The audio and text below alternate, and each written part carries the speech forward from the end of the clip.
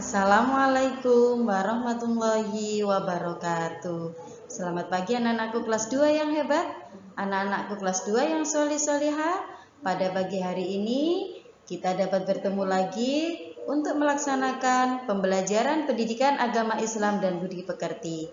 Sebelum dimulai, kita kenalan dulu ya anak-anak. Nama ibu adalah Ibu Hamidah Suryani, biasa dipanggil dengan Bu Ida. Baiklah anak-anak, sebelum pelajaran dimulai, lebih baik kita berdoa dulu ya nak ya.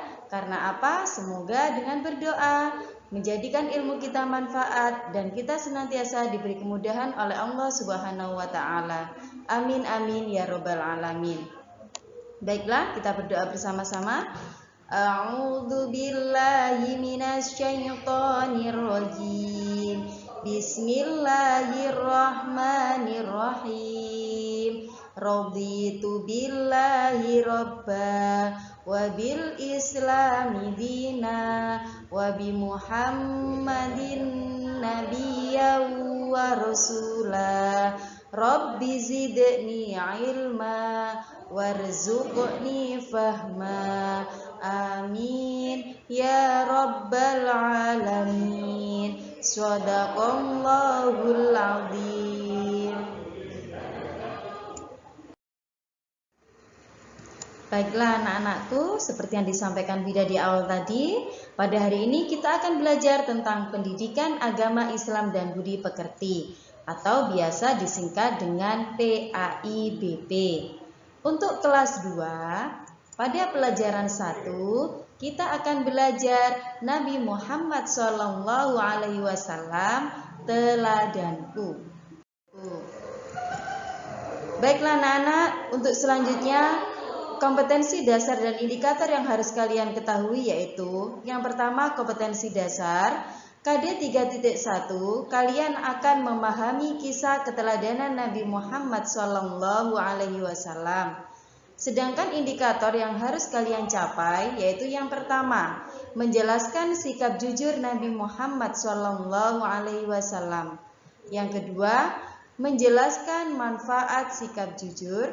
Yang ketiga, menunjukkan sikap jujur.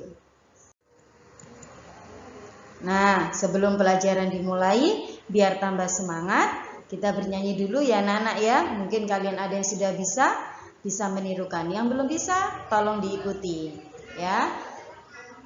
Baiklah, 1, 2, 3. Nabi kita Nabi Muhammad dilahirkan di kota Mekah hari Senin tanggal 12 Rabiul Awal tahun Gajah. Ayahnya bernama Abdullah, ibunya bernama Aminah. Sewaktu kecil menyusuinya kepada Halimatus Sa'diyah. Baiklah anak-anak, dengan lagu ini akan menunjukkan cinta kalian kepada Nabi Muhammad dengan mengetahui sejarah dari kelahiran beliau. Untuk selanjutnya anak-anak, tentang sikap jujur Nabi Muhammad SAW. Nabi Muhammad SAW terkenal jujur dalam setiap perkataan dan perbuatan. Karena kejujurannya, Nabi Muhammad SAW mendapat gelar Al-Amin. Apa artinya Al-Amin? Al-Amin artinya dapat dipercaya. Kemudian Nabi Muhammad SAW seorang pedagang yang jujur. Apa buktinya? Beliau tidak pernah mengurangi timbangan dari jualannya. Kalaupun ada barang yang cacat, Nabi Muhammad tidak akan menjual barang tersebut. Selanjutnya, Nabi Muhammad SAW juga seorang pemimpin yang jujur.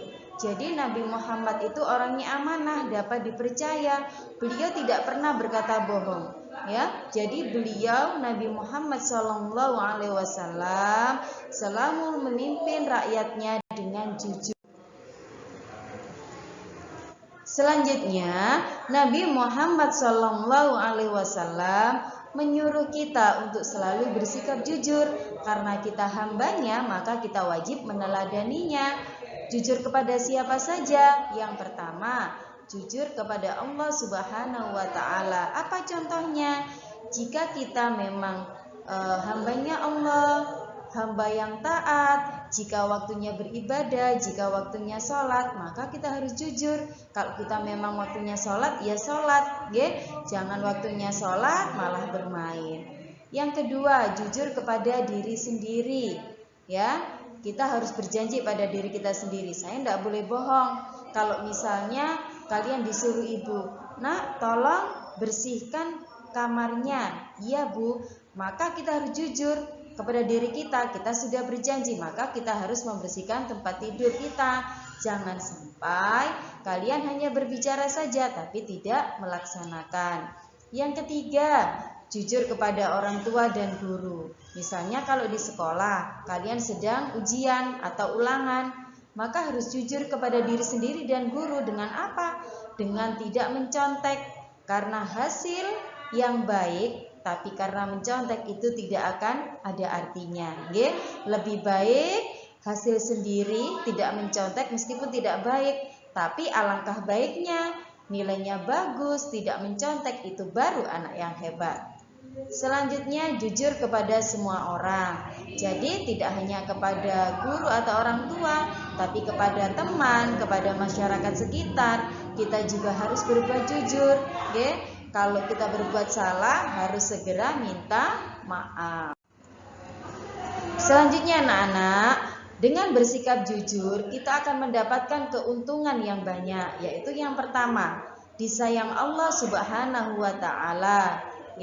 Kalau kita tidak pernah berkata bohong, maka Allah akan sayang kepada kita. Kita akan diberikan kebaikan oleh Allah.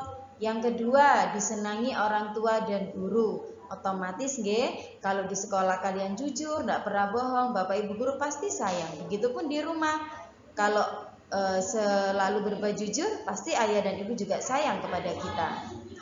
Yang ketiga, punya banyak teman. Yang keempat, dipercaya orang lain. Selanjutnya anak-anak, di sini ada penyemangat lagi. Kita akan menyanyikan lagu tentang Aku Anak Jujur, ya. Nadanya seperti lagu Pelangi-Pelangi. Insya Allah kalian sudah bisa. Coba bernyanyi bersama-sama. Abata. Jadi anak jujur dicintai Allah. Jadi anak jujur kebanggaan Rasul. Janganlah kau ragu dan janganlah bingung. Jadi anak jujur pasti beruntung. Nah, siapa yang mau jadi anak beruntung? Kalau mau jadi anak beruntung, salah satunya dengan jujur. Nanti di rumah dinyanyikan ya nak ya. Baiklah anak-anak, demikian tadi adalah serangkaian pembelajaran kita hari ini. Mudah-mudahan bermanfaat. Di rumah sering dibaca bukunya ya anak-anak ya. Tetap semangat. Terima kasih sudah mendengarkan penjelasan Bu Ida. Di pandemi kali ini, Bu Ida selalu mengingatkan, selalu jaga kesehatan dan tetap semangat meskipun belajar dari rumah. Bu Ida akhiri, wassalamualaikum warahmatullahi wabarakatuh.